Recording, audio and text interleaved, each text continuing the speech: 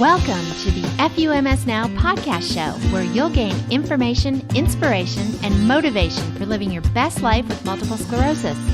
Find us online at FUMSnow.com. I'm your host, Kathy Reagan Young. I've got a great podcast recommendation for you. It's called Dabble Co. It's health, wellness, and beauty explained by women in healthcare. You know how confusing all that can be, right? Well, Dabble Co. and its host, the fabulous Claire O'Brien, challenge what's trending versus what's true with expert interviews. Episodes of interest to FUMSers are dizziness, exercise, mindfulness, sleep tips, and my personal favorite episode title, Neurosurgeon Mom Lambo Driving Badass. Come on, these are our people. Check out Dabble Co. on the Offscript Health Podcast Network. I'll put the link in today's show notes. Hello and welcome to another episode of the FUMS Podcast. I really appreciate you being here with me today. Today I'm speaking with Jon Strum, the host of the award-winning podcast Real Talk MS. Before I introduce you to him, I want to share a resource with you. The Patients Getting Paid podcast and membership community. This is where people with chronic illness learn to find and create flexible remote work situations that both accommodate their health challenges and generate an income. There are condition-specific gigs updated weekly, coaching calls and co-workings, trainings and workshops, and the most amazingly supportive and loving community on the planet. Interested? Learn more at patientsgettingpaid.com. Jon Strum is the host of the popular podcast Real Talk MS. Since its launch in 2017, over 200 episodes of Real Talk MS have been downloaded more than 1 million times by listeners in over 100 countries around the world. Jon also hosts the National MS Society's award-winning Ask an MS Expert weekly webcast. Jon's wife, Jeanne, was diagnosed with progressive MS in 1997, and Jon served as her caregiver until Jeanne lost her battle with the disease in February 2020. Jon's story as Jeanne's caregiver was featured in the documentary film Seeing MS from the Inside Out, which had its premiere at ECTRIMS in 2018 in Berlin, Germany. Jon just concluded a 6-year term as a member of the International Progressive MS Alliance Scientific Steering Committee. Currently, he's a district activist leader and trustee for the National MS Society, and Jon also chairs the MS Society's California Government Relations Advisory Committee. I've watched with great admiration from the start of his wonderful podcast and wanted to have him on FUMS ever since, so I'm so glad he's finally here. Welcome, Jon. Thanks, Kathy. It's great to be here. Yay. Okay, so let me start by thanking you for all the work that you do on the MS community's part and offering my heartfelt condolences on your wife's passing. Thanks. Appreciate that.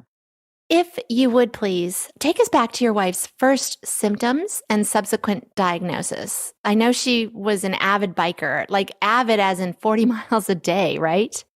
Yeah, she would wake up every morning at 4 a.m. and get her 40 miles in. On weekends, she might do a 100-mile ride.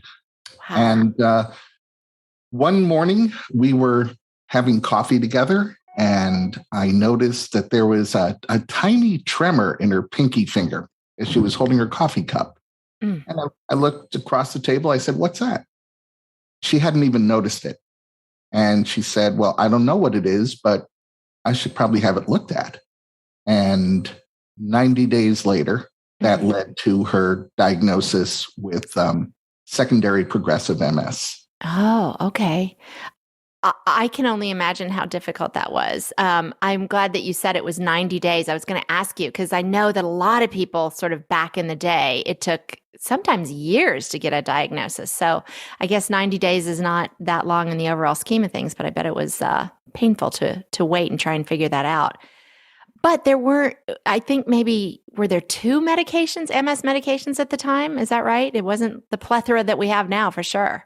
There were 3, and none of them obviously were specific or helpful to progressive MS. Yeah. As it turned out, being diagnosed with secondary progressive MS implies that there was a relapsing phase. Yeah. And I think what everybody does when they get their diagnosis is they start looking back, trying to figure out when they really had their first symptoms, right? Mm-hmm. And in my wife's case, we could identify 3 times over a period of 18 years where she had what would clearly be, the first was optic neuritis, which is a very common first symptom, right? Yeah. And the other 2 times also were obvious relapses in retrospect, but because they happened 6 years apart, her remission was so long. Yeah. Who'd have She thunk? never put it together. She didn't even remember the previous ones because Right. so much life had been lived in the interim. But then looking back, she realized, she was very fortunate that those symptoms were so few and far between. Right. Unfortunately, once she did get her diagnosis and it had transitioned to secondary progressive MS, it's like all the symptoms made up for lost time. And she very quickly found herself completely disabled. Wow. That's a horrible situation, no matter who that happens to. But your story about 40 miles a day and 100 miles on the weekends, it just points out, sort of the opposite ends of the spectrum of her life and her journey, right, with MS. So debilitating, particularly to someone who had been so active and so busy and so fit. The things my wife loved most was 1, cycling, 2, was hiking through the local Santa Monica Mountains. We live in Southern California. And her work was as a writer. And unfortunately, that little tremor in her pinky finger quickly spread to both hands, both arms, and her head. When you have major tremor in both hands, you really can't navigate a keyboard or a mouse. Right. And so the very initial symptoms that she suffered once she was diagnosed kept her from working and kept her from pursuing the things she loved to do most when she wasn't working. Terrible.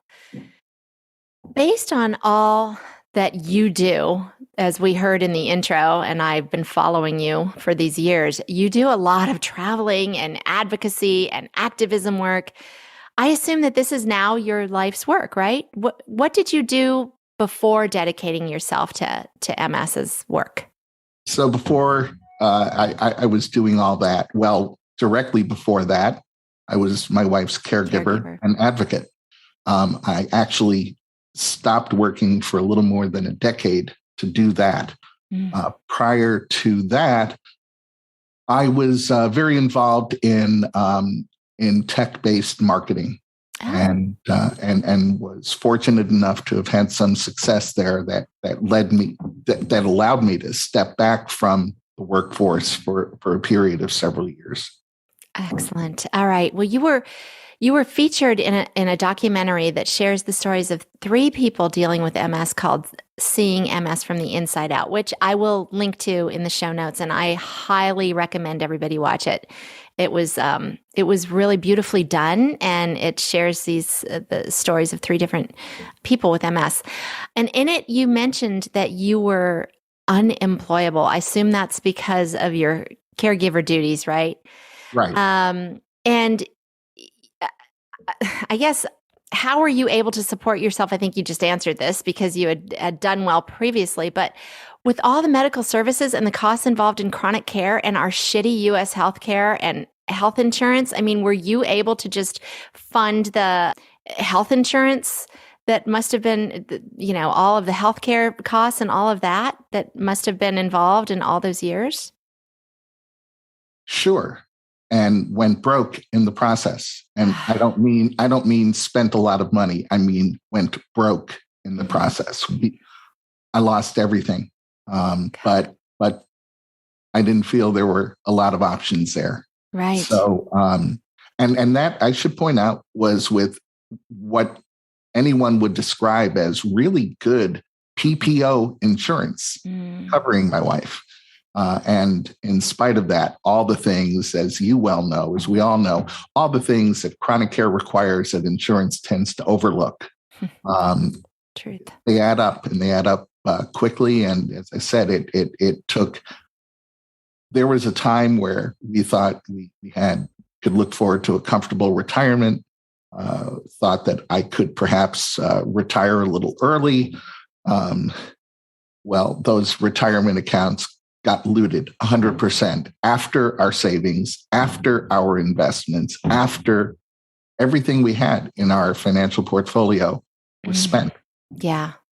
I like that word you used, looted. That is a great way of saying it because, and I know you and I both share this opinion. I'm sure everybody in this community that lives in the US feels like this. It is sinful. It is horrible the way that, we're kind of left out in the cold and left on our own and punished really ourselves and our families because we got a disease. It is, I can go on and on and on about this, but I think you said it so well and gave such a great example of it. And it's wrong and it's sinful and shame on us. We need to do better. We need to do better. And I appreciate your activism in that way as well. The peek that documentary gave me into your life and your dedication to your wife moved me on so many levels. I'm going to try not to cry. Damn. I'm so happy that your wife had you and knew that she could count on you. And I'm so sad for those of us that don't have a Jon in our lives.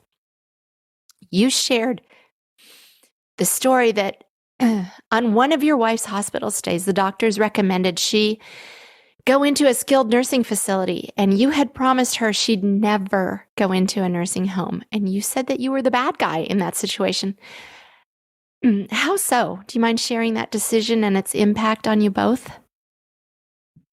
No, I don't mind. And I'll start out by saying it was the most difficult decision I've ever made in my entire life. The most painful decision I've ever made in my entire life. And it actually, it literally took an intervention for me to make that decision.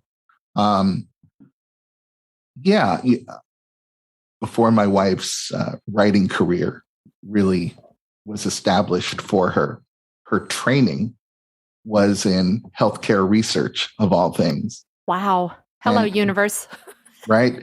And so she had a keen awareness of how MS could go. And as her symptoms progressed, she asked me if I would promise that I'd never place her in a nursing facility. She was concerned about the quality of care and everything else that we tend to hear about all too often when we hear about nursing facilities. And of course, I made that promise.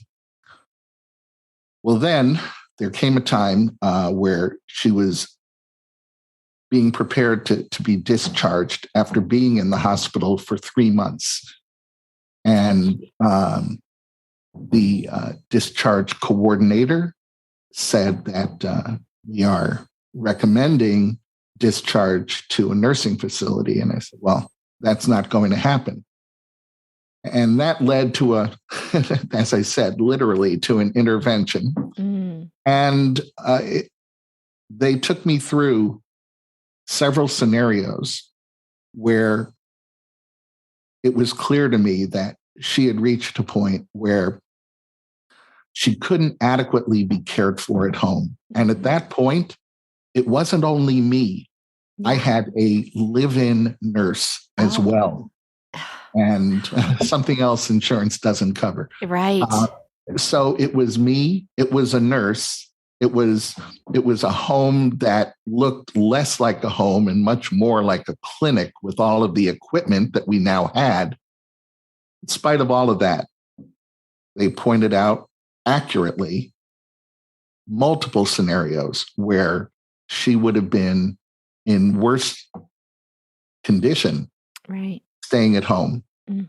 And it actually took someone who wasn't one of her doctors, but happened to be the chapter president of the MS Society, who had become a friend. And I said to him, I said, this is so hard for me because I made this promise. Right. And he said, first, he said, Jon, everybody makes that promise. And when we make it, we mean it. We mean it. That's but right. There is no way you could have foreseen where Jeanne would be today. True. And if your focus is on making sure she receives the best possible care, this is the kind of decision that you need to make on her behalf. Mm-hmm. And what made it particularly difficult is Jeanne didn't want to go. Mm-hmm. So, and this is something else that happened to us during the course of her illness. As Jeanne experienced some cognitive decline as well, mm-hmm. It became clear to me that she could no longer be a full partner in decision making because she wasn't in a place where she could make logical decisions based on all the available information the way you'd like to make them. Right.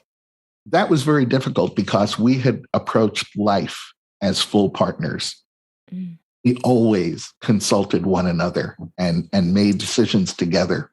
And the realization that was no longer going to be the case was very sad, was very painful for me. I'm sure. So this was one of those cases. I went ahead and I went and I as she transitioned to the nursing home, I transitioned to visiting her every day. And seriously, for the first 1 or 2 months, there wasn't a single visit where she did not repeatedly ask me to take her home. Oh, Jon. And every one of those conversations was like someone sticking a long, sharp needle right into my heart. I bet. Oh, gosh. And as I learned in the documentary, that was not an easy trip to make every day. Can you share what that trip looked like? Sure.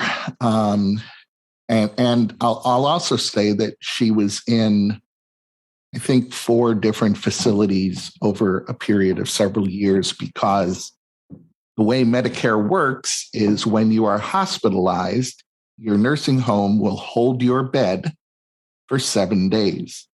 At the end of those 7 days, they're going to give it to someone else who is waiting to be admitted. Mm-hmm. So it could be that when you're ready to be discharged, there is no bed for you at the place you know, with the people that you know, with the people that know you. And so she moved around a few times. And the last place she was at, and she spent several months in the hospital at the end of her life, but the last place she was at, it required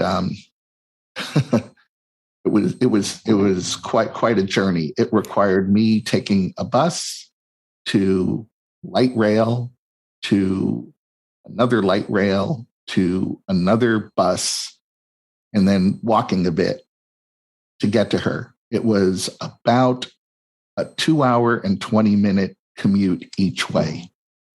I'd say, well, gee, why didn't you drive?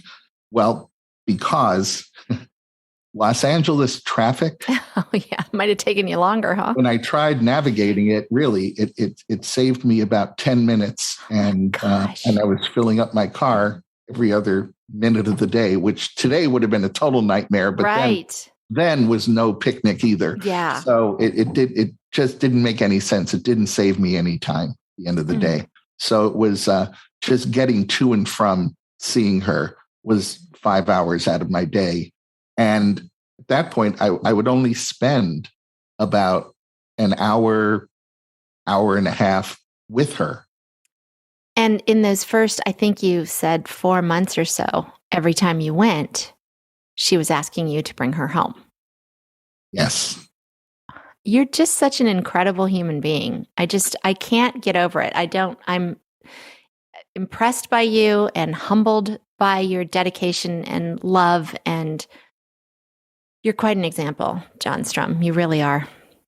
These are not things I would brag about. In fact, I will say that everything I try to do is motivated by only one thought, and that is maybe I can help one family avoid what we experienced. Mm-hmm. I hope nobody ever has to go through anything close to what I went through, and yet I know they do, and I know there are even more problems that I didn't have to face.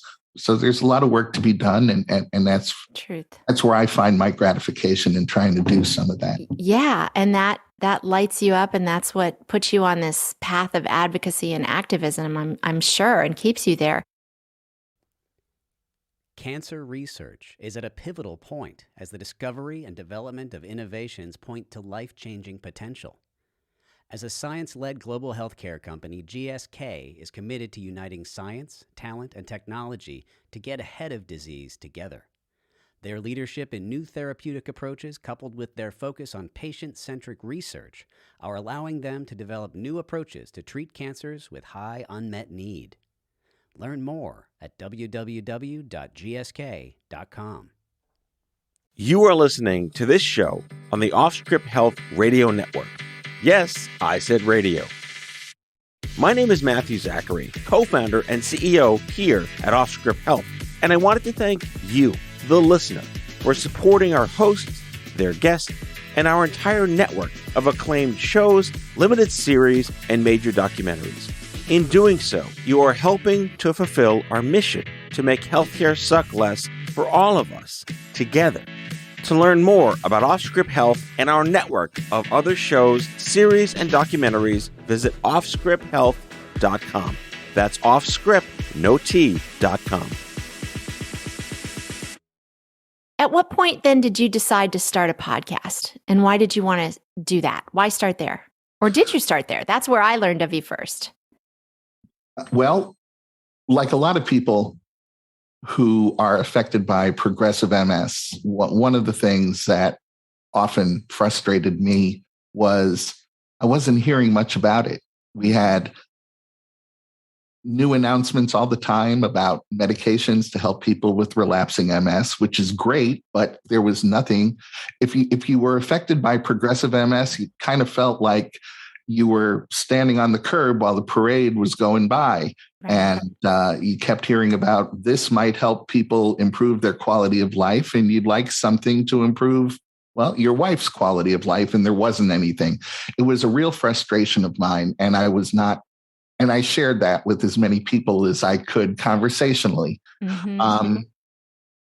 Somebody from the MS Society who knew about my frustration sent me an email, and this was like 7 years ago, saying, hey, there's this International Progressive MS Alliance, and they are looking for 3 people who are affected by progressive MS to sit on the scientific steering committee to make sure that their work was really reflective of the kinds of priorities that people with progressive MS really had. Sometimes the science can be so abstract, you can lose sight of the real benefit. And so they wanted us to kind of be the reality check, if you will. And they said, you should check out the Alliance. It's new. It is a global response. It's like the major MS societies around the world have gotten together and created this so that it would be a focus of research instead of something that was too often overlooked. So needless to say, this spoke to all my frustrations. I was really interested. Yeah. And I went ahead and the application was interesting. It not dissimilar from a college application, including the essay. And wow. So I went ahead and submitted that, and it took a while to hear back because what I discovered later was, to their surprise, they received almost 300 applications from people all around the world. And so it took a long time to go through them. Yeah. Good problem to have for them, though, for sure. Well, I think that it was really an illustration of people just like me who said, finally, a need. Yes. We're invited to the party. This is wonderful. And so it took about 10 months for them to make their selection. And I became one of the 3 people invited to join the scientific steering committee. That was for 2 consecutive terms of 3 years each. And as I came away from these meetings, and the people on the scientific steering committee, among the best and brightest minds in MS research in the world, true leaders. And I came away, number one, impressed by the work that was being done. I felt really encouraged that this was going to be really, it's going to move the needle for families affected by progressive MS. And the other thing that impressed me so much was just observing and listening to the passion and commitment these scientists and clinicians had toward figuring out progressive MS. Well, I came away from the meetings feeling that way. And then it occurred to me, I'm the only layperson in North America who's sitting in these meetings. And maybe if other people heard what I was hearing and had that science translated into something that was actually easy to understand, regular, easy to understand English, maybe they'd be a little bit encouraged about the future. Maybe they'd feel a little more hopeful about the future. Give people some hope. Yeah, I love that. And so I thought about how could I do that? And my first thought was I would go write a blog. But it quickly occurred to me that someone like my own wife couldn't navigate a keyboard or a mouse. Vision issues really prevented her from focusing on the monitor screen.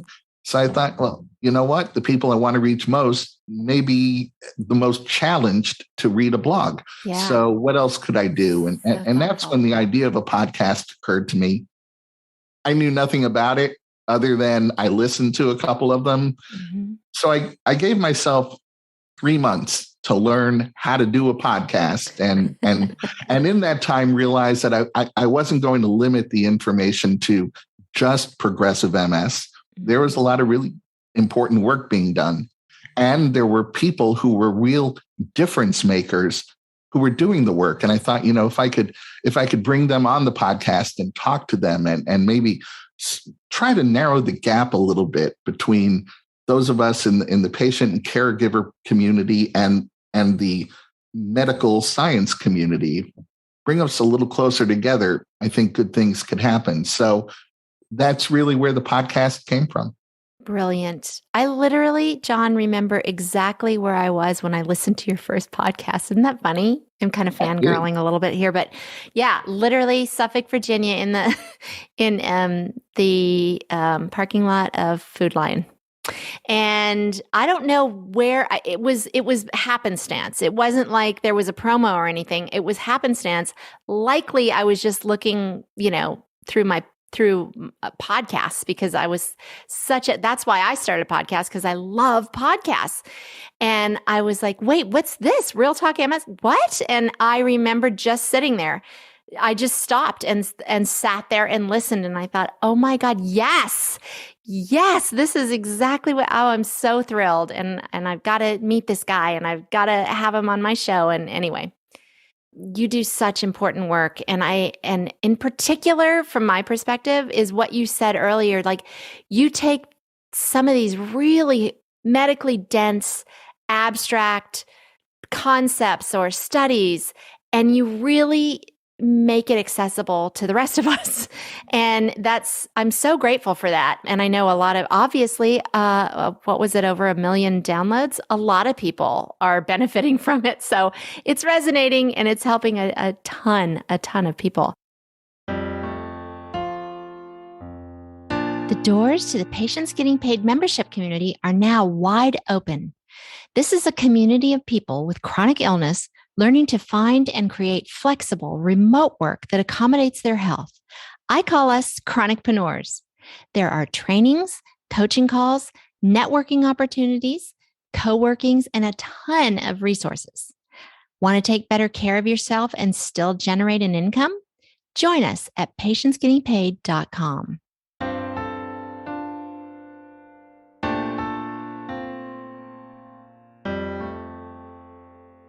you explained that kind of the bug was put in your ear for a lot of this by a relationship that you had at the MS Society, but it was a couple years post starting your podcast until you partnered with the MS Society. How did that come about, partnering with them for the podcast? That was never part of my initial plan. One of the things that was important to me, as a matter of fact, is that the podcast, the information be understood as being independent, that it was going to be this independent kind of content that and I could make all the decisions about what I wanted to talk about and who I wanted to have as a guest and all those things that are important if autonomy is important to you. Right. So that was my initial thought, and I launched, and things were going well. I will say, when you visit the Real Talk MS website, one of the things you can do is you can sign up to get a weekly email blast. And I have to say, when I launched the podcast, the first person to sign up was Cindy Zagiboilo, the CEO and president of the National MS Society. Oh. So that was my first clue that the podcast is on their radar. And that was great. After a couple of years, they came to me and said, we really like what you're doing. We'd like to help support those efforts. And if we can give you access to people, to some of the experts that may be more difficult for you to reach, we want to be helpful in that way. And that's the nature of our partnership. That's great. That is so great. So as I referenced in the intro, in addition to your podcast and your weekly webcast and advocacy work, you are an activist. You go to DC and your state capital to talk with legislators about policy that can affect people with MS. What is on the legislative horizon that we should all be paying attention to? And how can we help move the needle? Well, advocacy is really important to me, because when I think about the things that people who are affected by MS want the most, the things that come to my mind is we want access to quality healthcare. We want access to affordable prescription medication, right? Yes. And we want research funded to find cures. Yes. Well, all of those things are functions of public policy. The gatekeepers to all of that are our legislators at both the federal and state levels. So to me, getting what the MS community wants most happens through strong advocacy. That's why it's so important. Right now, what's in front of us on the federal level, a couple things. There is an MS research program that is funded in all places as part of the Department of Defense budget. What? We do that. 70,000 current and former servicemen and women are living with MS. And so the Department of Defense has taken notice of that. And so the only federal research money that is specific for MS is through this one program. And currently it's funded at $20 million a year.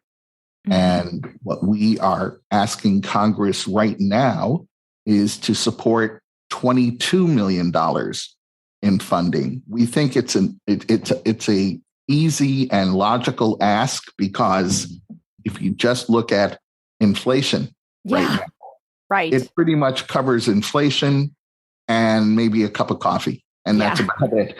But what it means is the funding for the programs that exist will be consistent. Continue, And you don't want to cut back. And I should say that what makes the MS research program at the Department of Defense so unique is they are focused on funding high risk, high reward kinds of research, the kinds of research that don't lead to incremental, but lead to breakthrough results. Leaps, yes.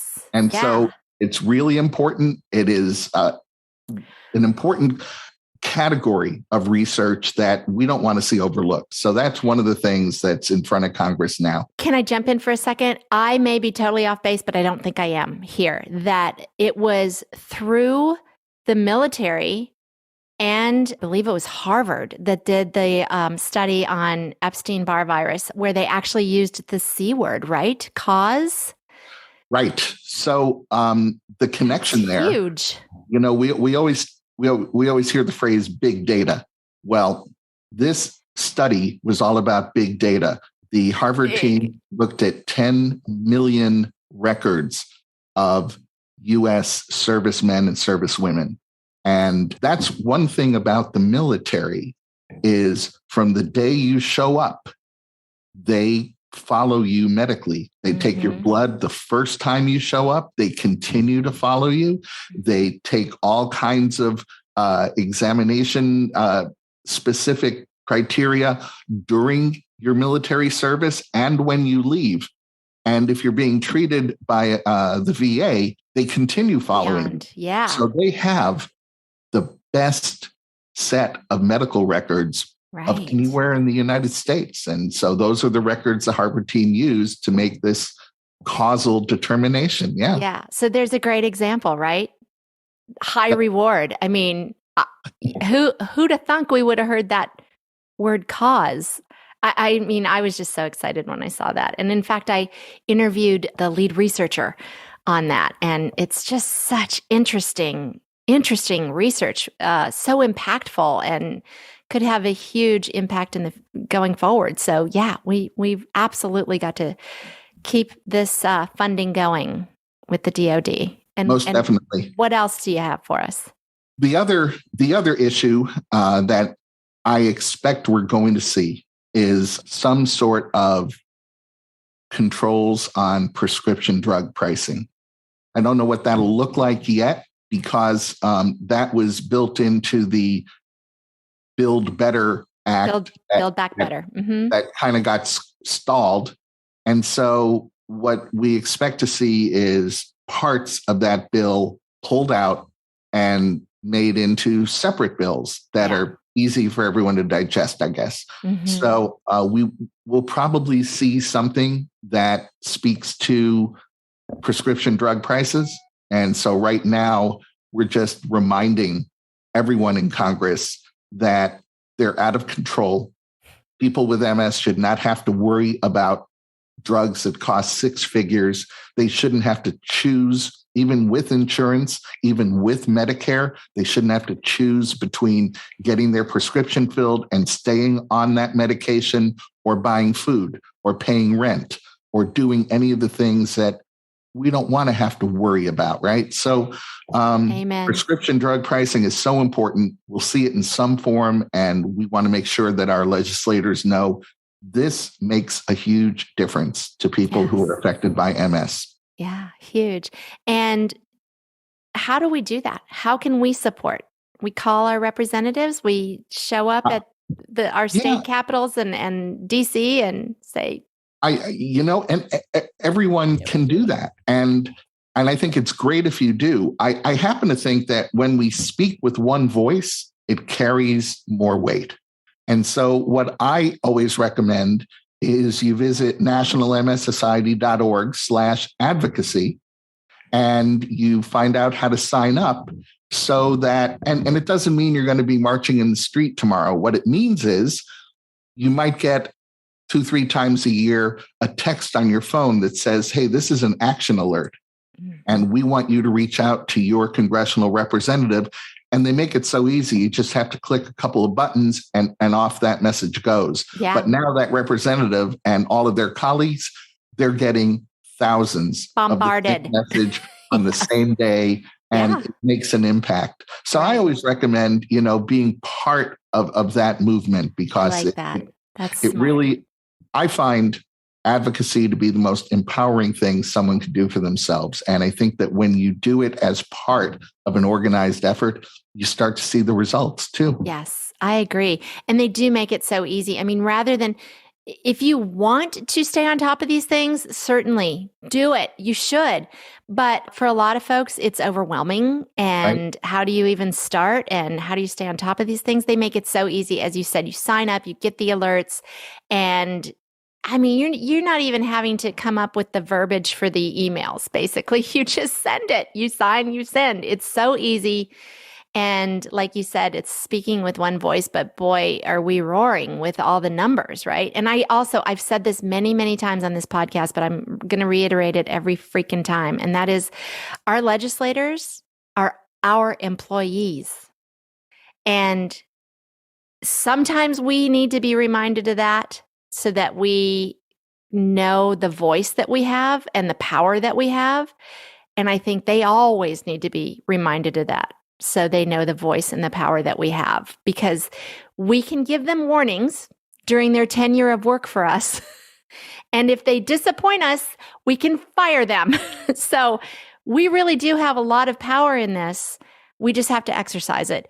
And the MS Society makes that very easy to do. And you do feel such power. You feel such power in participating in this. And you should. Yep. We should do I this. agree. Yeah. Yep. Love it.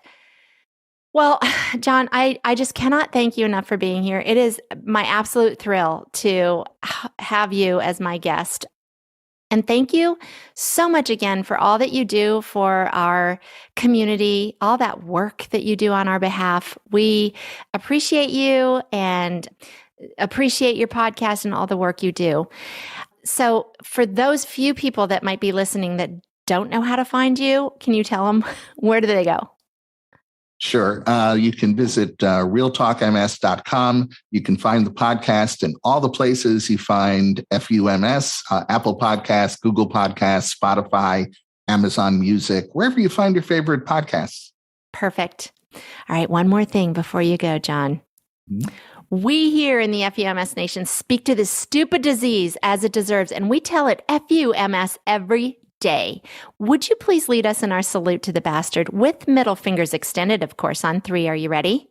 I am. 1, 2, 3. FUMS. Oh, good one. Very aggressive. I liked it. All right. Thank you so much. Really appreciate it, Jon. Take care. Really my pleasure. Quick shout out to Steve Woodward at podcastingeditor.com for the fantastic work on this podcast, including editing, show notes, and ingenious ideas. If you'd like help with your podcast, whether you're just starting out or an old pro, visit podcastingeditor.com and tell Steve I sent you. Thanks, everybody. I really appreciate you listening to the FUMS podcast show. Be sure to subscribe to it so you won't miss an episode. You can do that right on the website at FUMSnow.com. While you're there, sign up for the free email list so you'll be among the first to know of any new findings in MS research, new therapies and products, as well as any blog posts and podcast episodes I release. Want to chat with others in the FUMS community? Join us on Facebook at FUMS Now.